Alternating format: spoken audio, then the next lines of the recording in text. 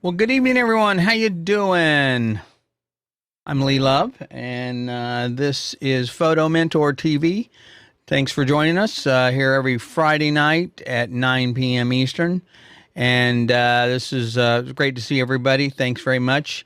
If you want to ask your questions, the purpose of this show is to answer questions that you have regarding all things photography related, whether it's be technical or artistic or even business related. Happy to answer those for you. The purpose of this show is to kind of educate, encourage, and mentor new photographers.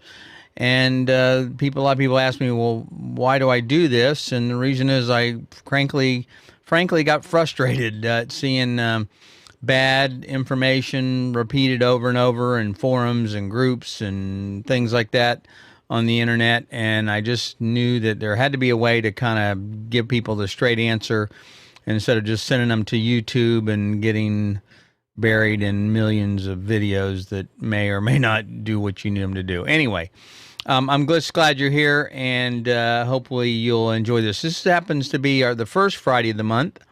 If you haven't been looking at your calendar anytime soon, April 2nd. And that means that tonight we're going to do photo reviews. So we do that the first Friday of every month. We do photo reviews, and I'd love to have you submit your images if you want. And you can do that. All the reviews are anonymous, meaning no embarrassment or anything like that. Happy to, no matter how long you've been shooting, whether you're a brand new photographer, whether you're using an iPhone or a Hasselblad, I don't care what camera you're using. It's not about that. It's about looking at the work and helping encourage you and give you some help in becoming a better photographer and getting more out of photography. The images are reviewed on composition, technical merit, and of course story or subject matter. And I'll put in my own personal comments, but the thing is it's not a likes or dislikes kind of a thing. That's I see that over and over again, and everybody's going to have a different opinion. And if you don't know how they're grading or judging your work, then the review or the like or dislike is of no value, in my opinion. So anyway, if you'd like to submit your work for next month, go ahead and go to review.photomentor.tv. And that would be great. And you can fill out a little form there. Want to know how long you've been shooting. A couple of simple questions. That's all. Just so I can kind of judge your experience. And we would love to have you submit your photos. Again, no embarrassment. Nobody's going to be chastised or demeaned or any of that kind of stuff. We just really want to try and help encourage you to become a better photographer. So that's the whole purpose. So that's what we're going to be doing tonight. We'll answer a few questions as well. Let's see what else we got on the agenda. I think that's pretty much it. If you like what we're doing here, excuse me, I would appreciate if you would like the page and follow the page, the Facebook page. And if you also be really nice if you want to follow us on one of the social medias. Always keep you up to date on what we're doing there. Facebook, Instagram, YouTube, or Twitter. If you're on any of those platforms, it'd be great to have you join us. Certainly on Instagram, if you follow me, I will always follow you back. And happy to do that.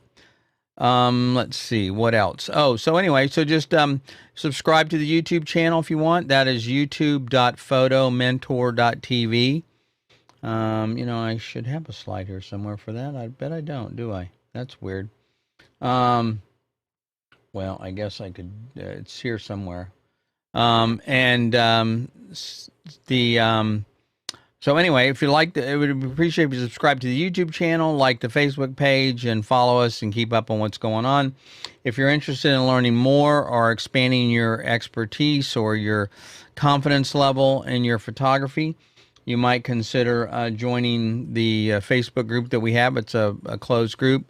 You can go to that, going to photomentor.tv/join. A little simple, again, questionnaire, how long you've been shooting, that kind of thing, just to make sure that you're not a spammer or something like that.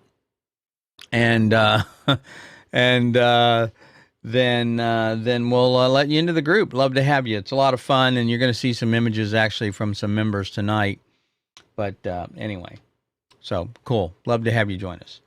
Let's see. I think that's pretty much about it. We're going to do something a little different, technical wise tonight on the reviews. I'm using a different computer. I wasn't real happy with the quality of the other monitor and the way they were displaying, so we'll try something a little different. Of course, leave it to me to make a change every week to make it more complicated, right, Sue Ann?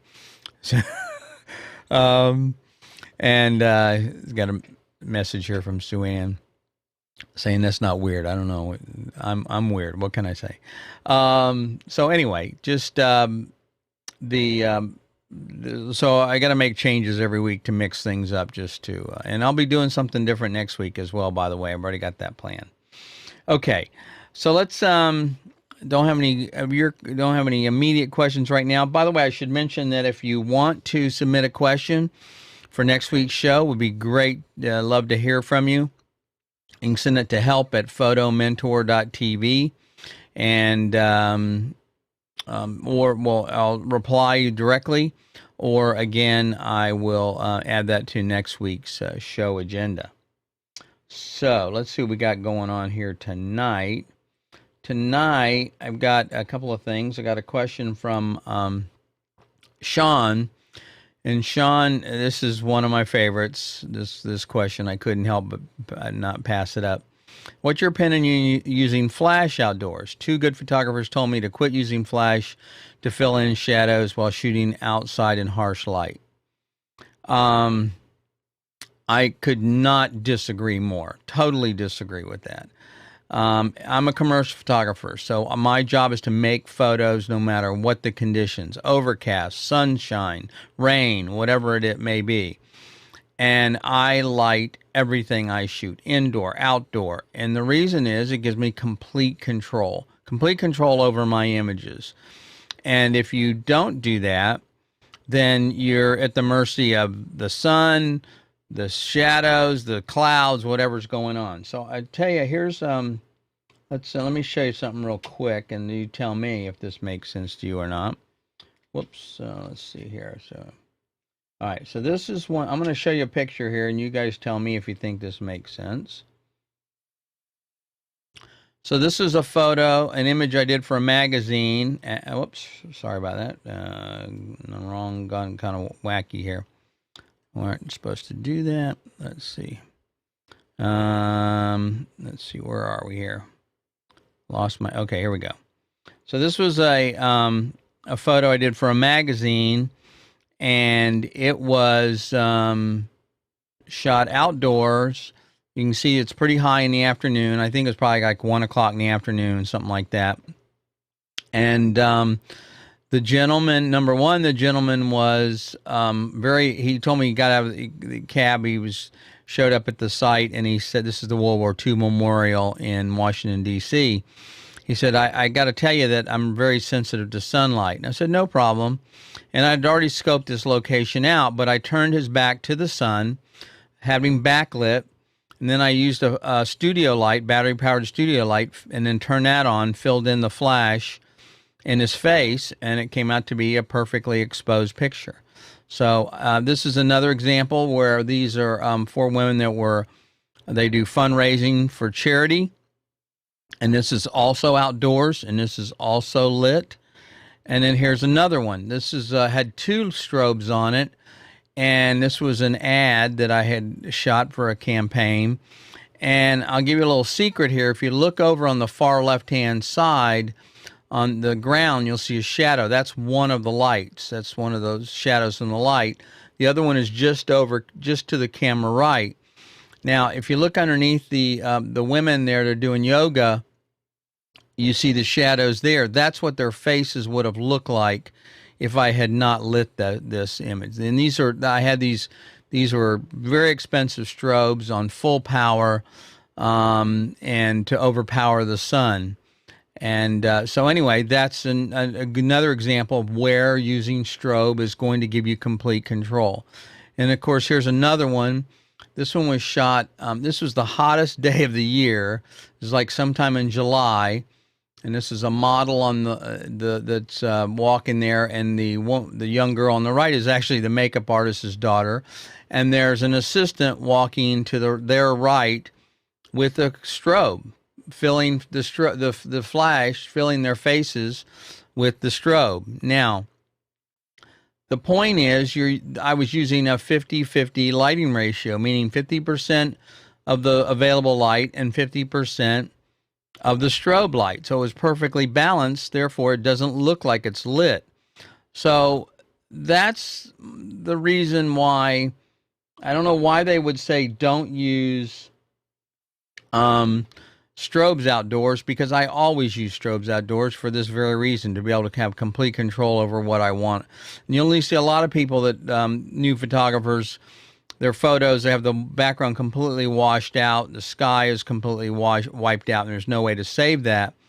Well, if you use strobes outside, flash, then you're able to expose for the background, just like I did in these photos, and then fill it with flash, and therefore it control the exposure. So it's malarkey that anybody tells you don't use strobes outdoors. That's bad information, and I don't know what they were referring to. I can only go on what you said, Sean. But anyway, this is exactly why I do this show, because this is absolutely the wrong information people are giving you, and I'd be happy to go over it with you, explain to you again how I do this, how it's done, and what you need to do to improve your photography by using flash outdoor photography. Using flash photography will totally change your confidence level and your skill level as a photographer. Okay, so the next one is from Colton, and Colton says, I just got a Z6 II, great camera by the way, and I'm using the FTZ adapter or my lens on my D3400. The quality images isn't great. Now, for those of you who don't shoot Nikon or are familiar with the mirrorless, the FTZ adapter is something that lets you use Nikon F-mount lenses, the standard lenses that have been around for decades and decades, on their mirrorless system. It's a really nice adapter. It works perfectly. But the problem here, Colton, is that it's not the camera, it is the fact that you're using a crop sensor lens, first of all. Now, one thing about Nikon, which is nice over other brands, is that you can put the crop sensor, what they refer to as a DX lens, on an FX body, and it works just fine. What it does, it automatically recognizes that and adjusts the field of view. But the problem is it doesn't use all the sensor when it does that. So what's happening here is you're not using the 24 megapixels of the Z6. You're probably using 1.6 times less than that. That's the first thing. The second problem is that those lenses that come with the D3400 are kit lenses. Now, I'm assuming that's what you're talking about now.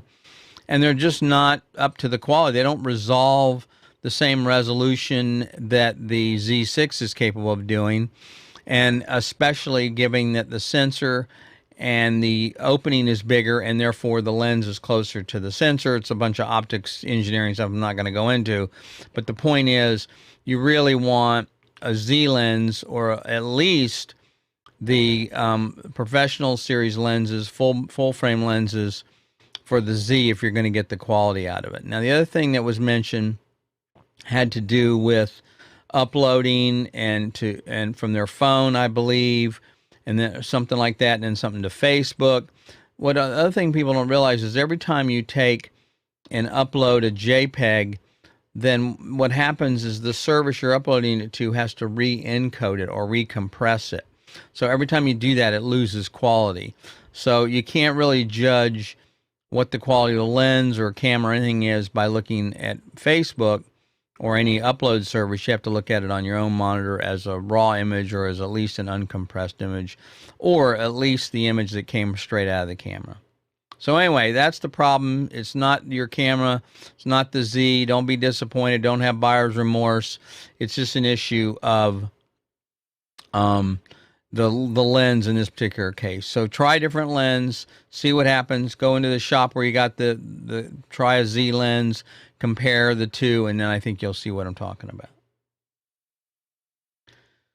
Okay, so Melissa says she's photographing a wrestling group this weekend, and one of the wrestlers is very quick. Any tips on what settings might be best for this event?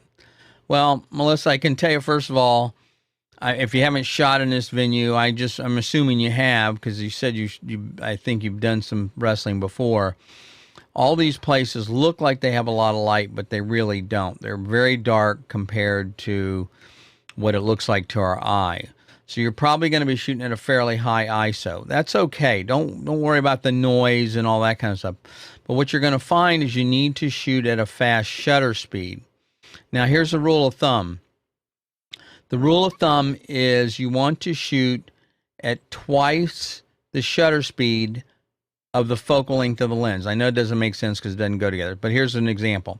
If you're shooting at 1/250th of, or excuse me, if you're using an 85 or let's say 100 millimeter lens, 100, 105, whatever, I'm just making that number. It doesn't matter what it is.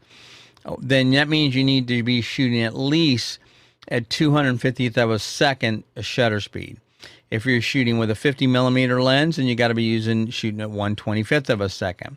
Handheld, that is. Of course, you're not. I know you're shooting handheld in an event like this. If on a tripod, all bets are off. But if you're shooting in a longer lens, which you may be, a 200 or a 300 millimeter lens, then you got to be shooting at least at 1/640th of a second or faster to get sharp images. That's going to be the key.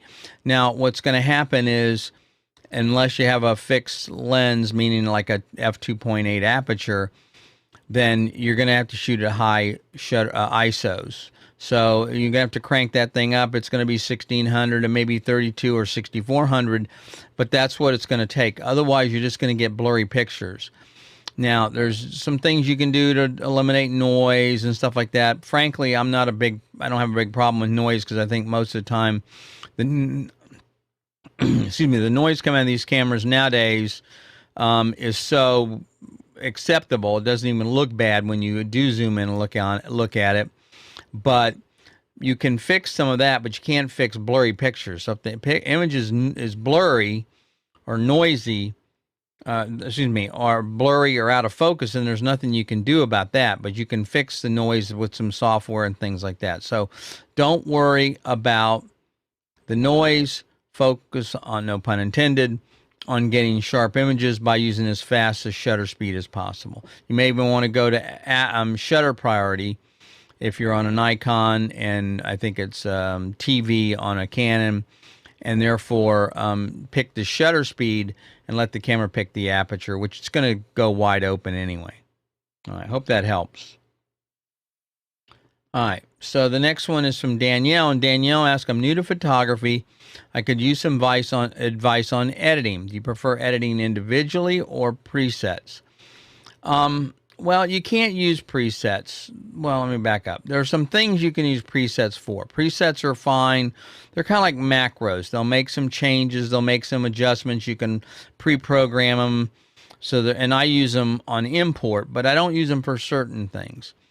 Here's my point. Every image is going to be unique. Okay, if you're shooting here and then you turn here, the sunlight's different, the angle's different, a lot of things are going to be different. So a preset's not going to help you. A preset might give you some setup for some sharpening or maybe some contrast or some of those adjustments, but your white balance has to be set every single frame, really, or pretty close to it, at least every single session. And your exposure is going to change on almost every frame, depending on what the background's like and what your settings of your camera are. So presets aren't going to do you much good. Also, presets are kind of, I mean, why do you want every image to look the same, right? You want each shoot, each session to have its own look, feel, and emotion to it. So you don't want them to look all the same. You may want one session to look the same, which is fine, but you don't want all of your photos to all have the exact same look to them. It doesn't make sense. The look, the toning, the white balance, all of that should match the story you're trying to tell and the subject. So, for example, what if you shoot in black and white? You're going to apply black and white to everything you shoot? No, it wouldn't make sense. So, individually edit everything. You can sometimes create a preset for each shoot. So, in other words, let's say you're doing a wedding and you find you're making the same adjustments over and over, same set, same sharpening, same white balance, things like that. Things don't change. You could create a preset for that particular session and then apply that to all the images. Therefore, it saves you some time in setting white balance and things like that. Anyway, I hope that helps, Danielle, and not too confusing. Okay, and the last question tonight is from Lindsay. And Lindsay says, I'm trying to get published. Any tips? Oh, boy, this is a big one. Well, first of all, you got to figure out what kind of photography you're doing. It's a pretty broad question, okay? Are you a sports photographer? Are you a wedding photographer? What kind of photography do you do? In other words, if you are a wedding photographer, you obviously wouldn't submit your work to a car magazine. And so you have to figure out what kind of work you want to do and what kind of work you specialize in. Then you want to find a handful of publications that you like, that you think you'd like to shoot for, and study them. Try and get what's called an editorial calendar. Find out what they're going to be coming up with next. They usually will have at least 3 to 6 months planned out on what they're going to be covering. And so that's the next thing. Study those magazines. Study the photographers. Look at what they're doing. The problem most people have is I can shoot that. Well, they don't want another photographer that's going to shoot the exact same thing. What they're looking for is something different that fits their genre and their audience. So if you can come up with something unique, you shoot a personal session. A project. In other words, look at what they're doing and then figure out how you could schedule or put your own shoot together around that same concept and submit it. And follow them on social media, tag them on photos, things like that. There's a lot to it, but it's not all easy, and it's also not that well paying anymore. Magazines are kind of in trouble for some time, so it's certainly not a revenue source for many of us. But and besides, once you've been published, what's the point? Anyway, I'm not trying to discourage you. I'm just trying to tell you that set your sights correctly, and being published is not all it's cracked up to be. It's just another job, really, is what it comes to when you've been doing this a while. Anyway, I think that's the last one. Yep. Okay. All right. So let's get into some of the photo review stuff tonight. And again, we got a number of photos we're going to be doing, and some of them I selected, some of them were submitted, and I see some things from time to time. I'm like, that's a really interesting photo. I'd like to talk about it. So I will tell you where that is, show you which ones those are. Let's see here. Okay, so the first photo tonight, let's see how we're doing here. Okay, the first photo tonight is hang on here. Let me pull up so I can tell you what's going on with these photos, because I got some background on some of them, and I want to be able to tell you about what the thought process was, which was really helpful actually in knowing what they were doing and why they shot why they photographed the images that they did. Okay, so this first one is from CD, and this is one that was posted. It wasn't submitted, and but I really liked it, and for a couple of reasons. And so I wanted to kind of tell you guys a couple things about it. First of all, let me tell you what works about this image. The first thing that works about it is the expression. The little girl is just, cute as a button, of course. And the look that she's got, there's something going, you can see what's going on in those eyes. You can see that she is like thinking about something, whatever's going on in front of the camera or behind the camera there. She's like got her attention on that. But the other thing that works about this one is also the rabbit in the background, because this is obviously an Easter shoot. And so, you can see the rabbit back there in the background, and that really kind of makes the whole picture right there. So I think it's just a really nice image. It's simple. It's not really complicated. It's not earth shattering. It's not award winning, but I think there's something that I tell and I teach to a lot of my students is it's all about telling a story. Nobody cares about what camera you use or what you shot it at or any of that kind of stuff. It's more about telling a story. And to me, there was somewhat of a story going on here. At least I wanted to know more about it. And the rabbit told the story. This is another good example of where, a lot of people, especially new photographers, want this bokeh, this term. They want this out of focus picture in the background, and they want to shoot at 1.8 or 1.4 or even 1.2. Well, here's an example where if that would have happened, the background would have been completely out of focus and you wouldn't have been able to tell anything that was going on. It could have been shot against a white background or anything else. But here, by using enough depth of field, meaning allowing enough of that background to be in focus, it helped tell the story. It was subtle, but it was there, so you knew what was going on. It's, again, if you watch movies, a lot of filmmaking, they rarely use really wide open apertures. They want that background. That background is there to help tell the story, and that's part of the frame. And again, one of the things that I teach people is if you want to get better at your photography, look at background, background, background. Okay, the background will help make or break your image. And in my opinion, the background helps on this one and really makes it. Okay, so that's just one I threw in there because I thought it was kind of interesting and I wanted to point that out to you. Okay, now here's another one that was submitted. This is CN, and the interesting thing about this photo is that she's only been shooting about less than a year, and I thought this was pretty impressive. The other thing I was impressed with is that they made the egg. This has been posted somewhere, so I know you guys probably know who this is, but for those of you who don't, so I thought that was pretty cool. I love having props. I love designing stuff like that and using these props to help tell a story. And that's what was done here. I think there's a lot of potential. The other thing that's kind of interesting is if you look at what's going on with the chick. Whoops, sorry about that. So if you if you look over here, this again, she's not afraid. She's going after that little chick, and to kind of see what's going on there. And she wants to touch it. She wants to explore what's going on. So anyway, I think that's a really good expression on her face.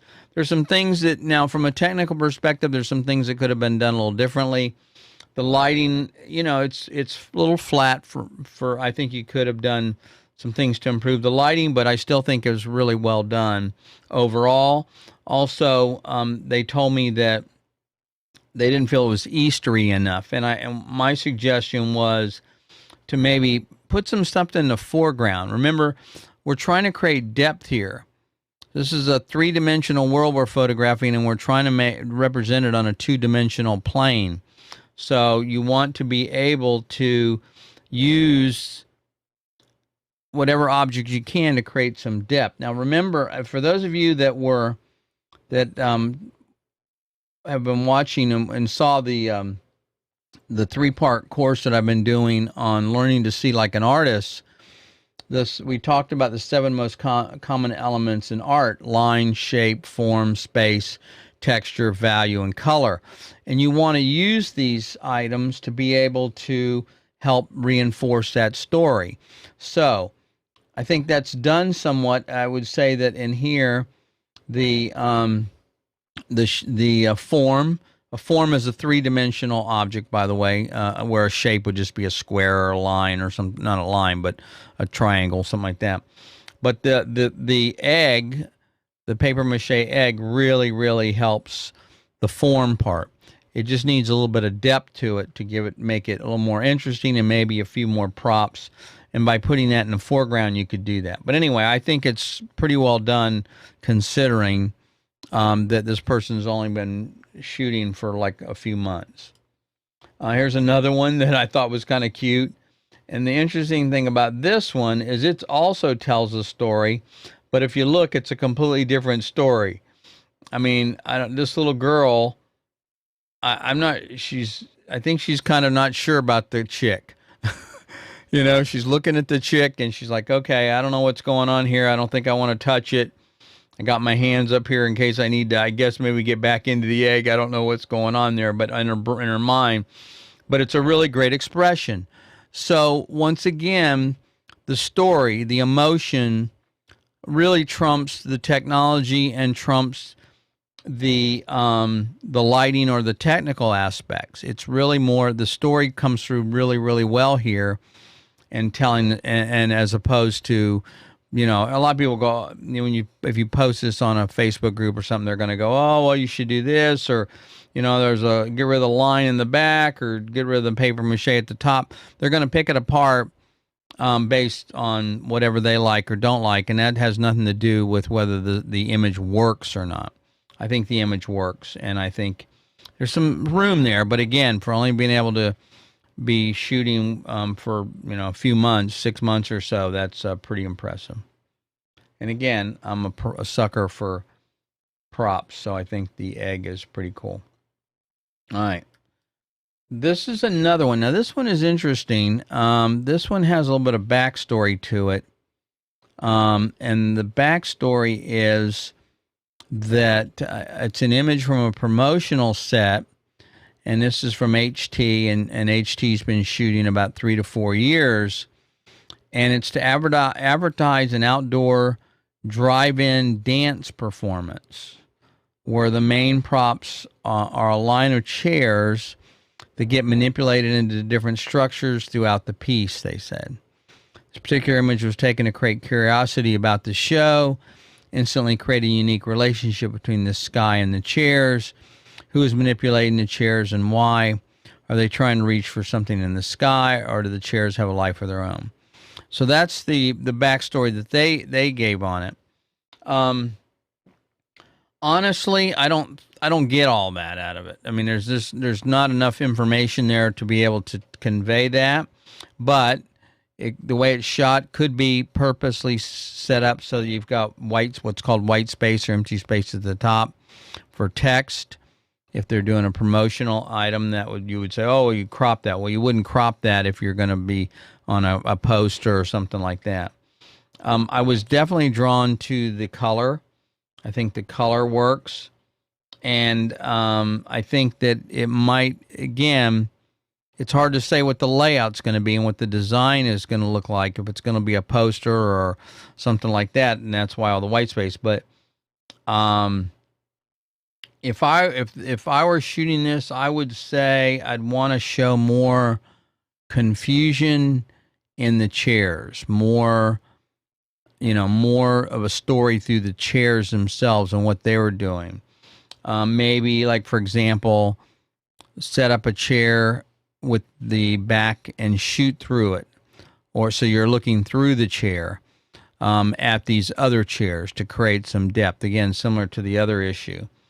And the chair on the right there kind of hanging out is distracting because you don't really know what's going on. So again, without text or context, it's kind of hard to tell, what the image is, what's happening with the image. But I understand what they're trying to say here about it being a promotional item and to advertise this drive-in dance performance. So I would have tried to do something to include dance with the chairs. Again, maybe I'm a little too literal on this kind of stuff, but to me, it's an interesting image, but I'm not sure it works as far as being able to convey what the text is or the backstory. So, but anyway, good attempt. And I do like the yellow in the chair. It's kind of as opposed to just being, unless that's just, I think it's a yellow chair, unless that's just the light, but I think it's pretty much yellow. So that was HT. This one is an interesting one.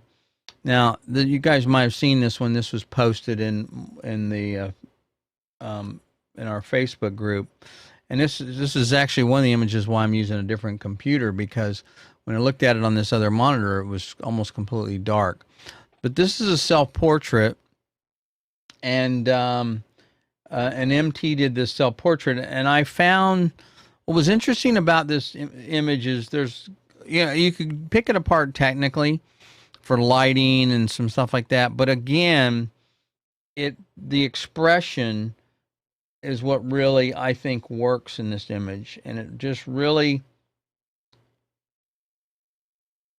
I mean, there's really something going on there, and I think for me, I think you want to know more what's going on. I could give you a lot of suggestions on lighting, because that's my thing, but there's a little bit of catch lights in the eye right there, as you can see, because if without that, the eyes look kind of dead, right? But at least there's something there to show that there's something going on.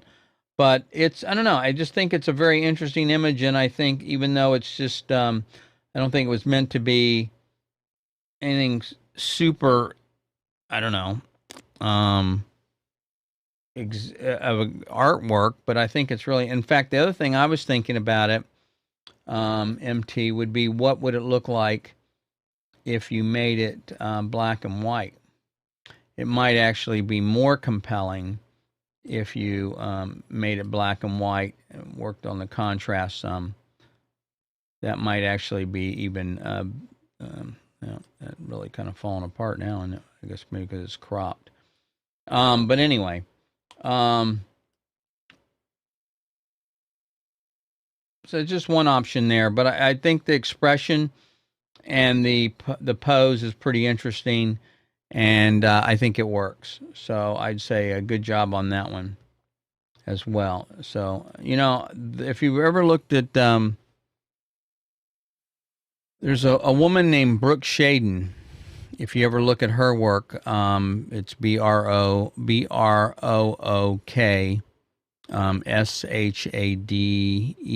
I think it is.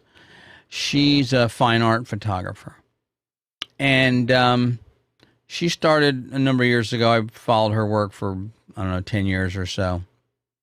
And what was interesting is when she started with some little Rebel camera, and she didn't have anybody to photograph, so she started doing her self-portraits. And then she started like trying to tell stories that her mom had told her, or maybe books, fairy tales that she had read to her as a young girl. And now her work is just phenomenal. But a lot of it still has her own. A lot of it still has self-portraits in it. There's photographs of herself that she's combined and composited and things like that.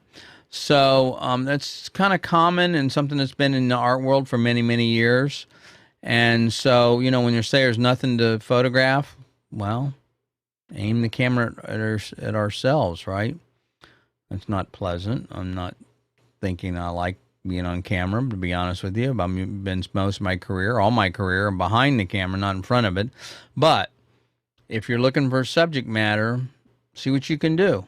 And I think this is a pretty great effort at coming up with something to experiment. And that's really what it's all about. Okay. So the next one is from NC.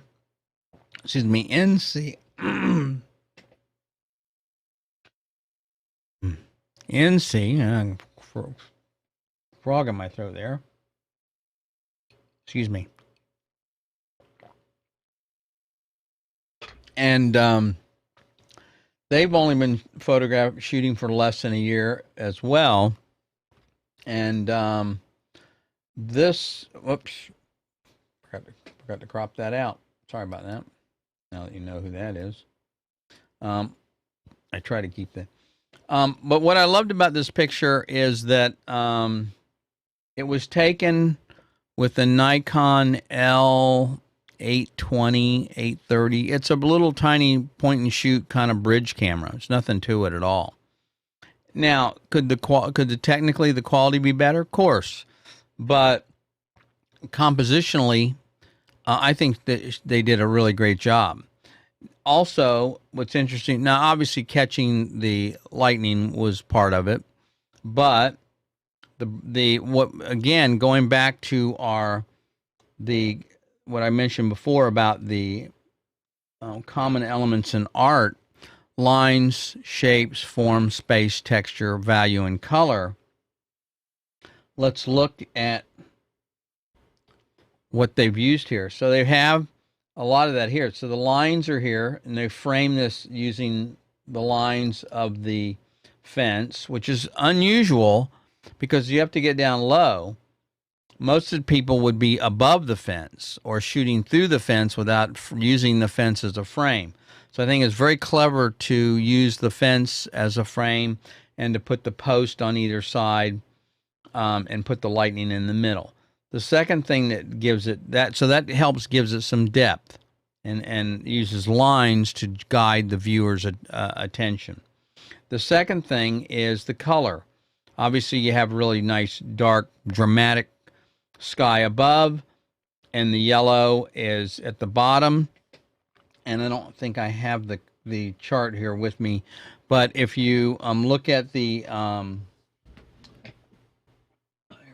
don't know if you guys can see this or not, but if you look at the color wheel, okay, there's opposite colors here.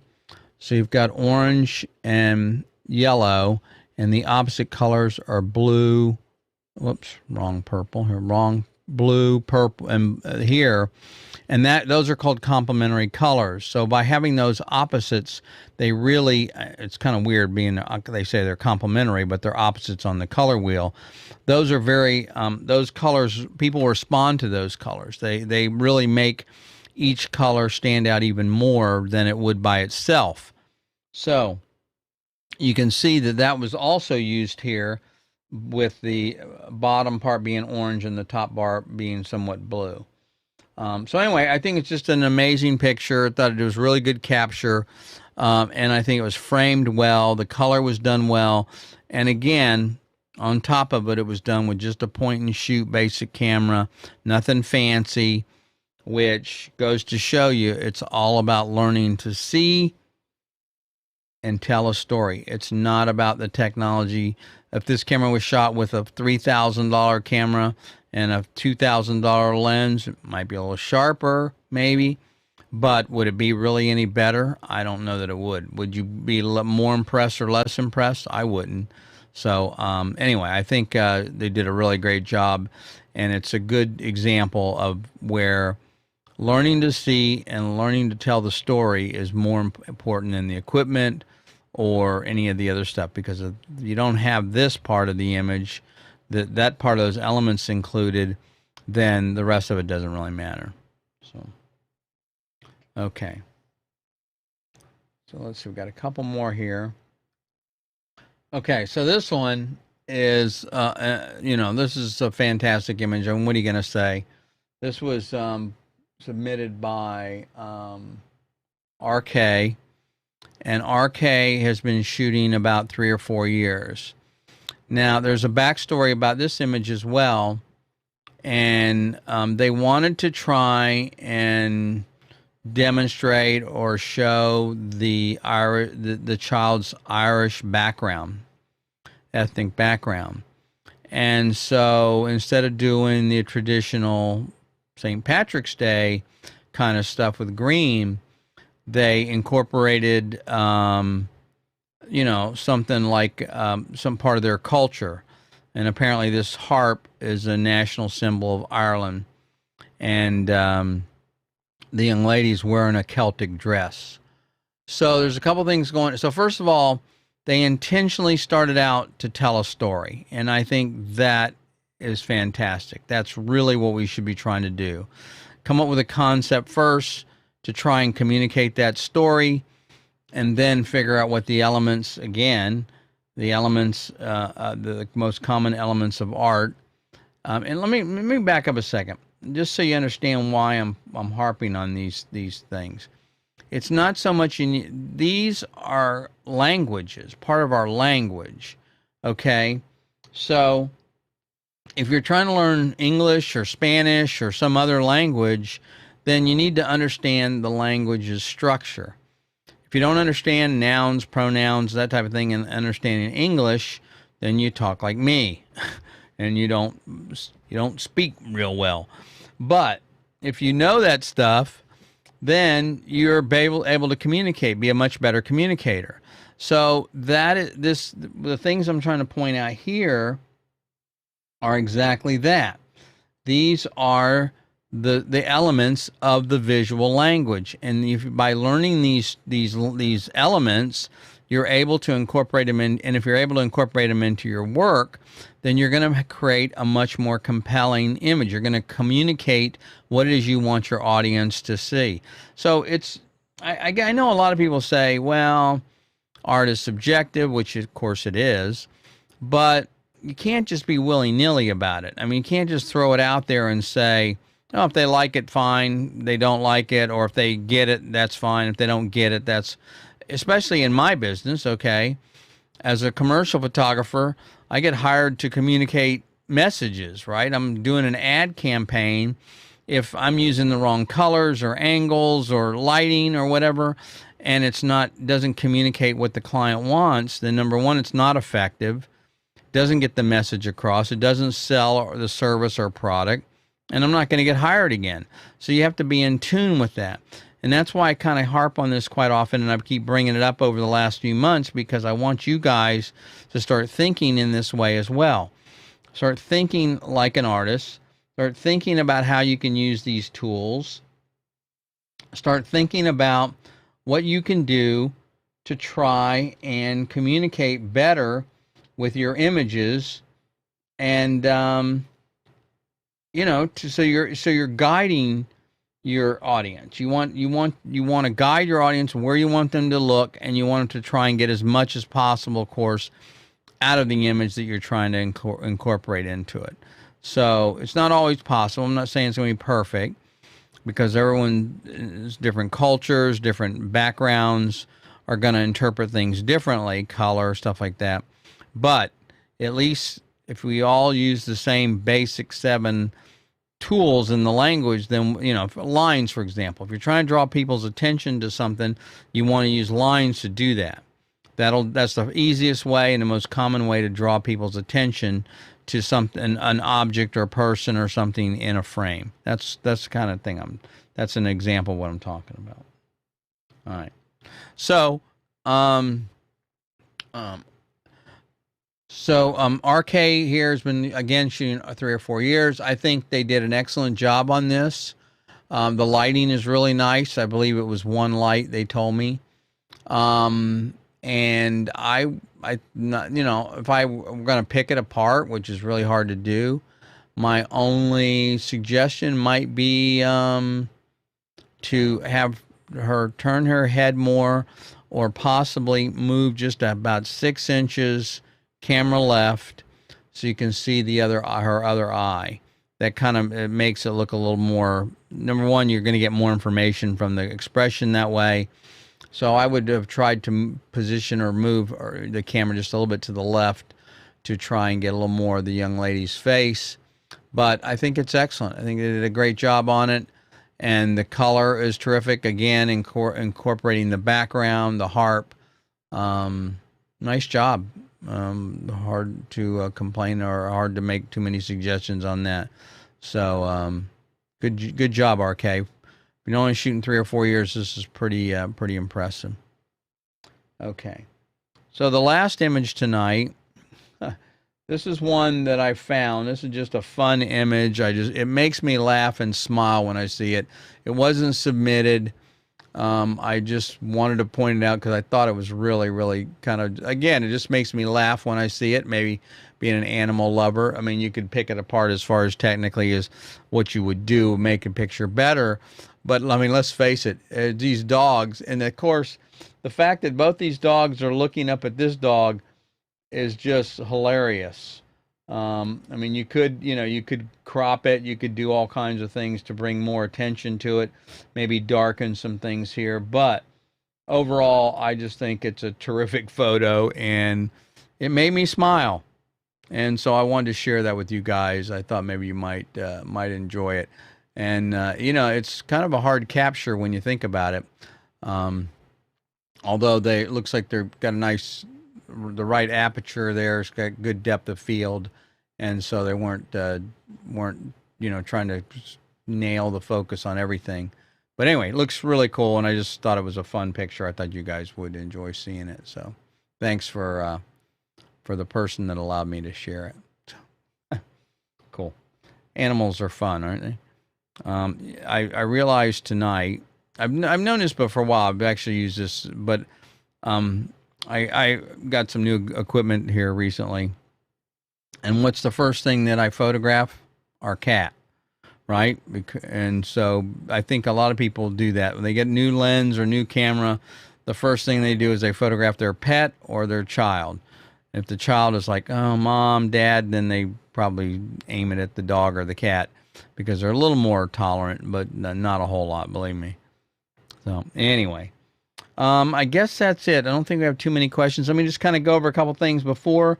Again, first Friday of the month, photo reviews. If you guys want to submit something for next month, I'd love to have you submit some photos.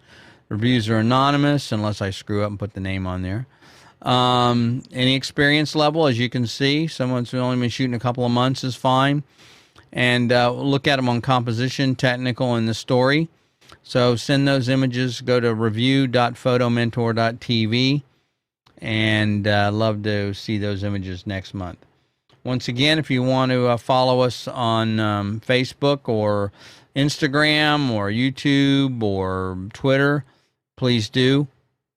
Actually, I realize that YouTube is not correct because it's not. You might be able to find it by searching on that, but the best way to do it is go youtube.photomentor.tv, and that'll redirect you directly to the YouTube page. So anyway, and finally, if you're interested in joining the Facebook group that we have, really great group of people. A lot of the images you saw tonight were from there that they so graciously allowed me to use, and I appreciate that. So, anyway, so that's so yeah. Go to photomentor.tv/join. We'd love to have you join us there.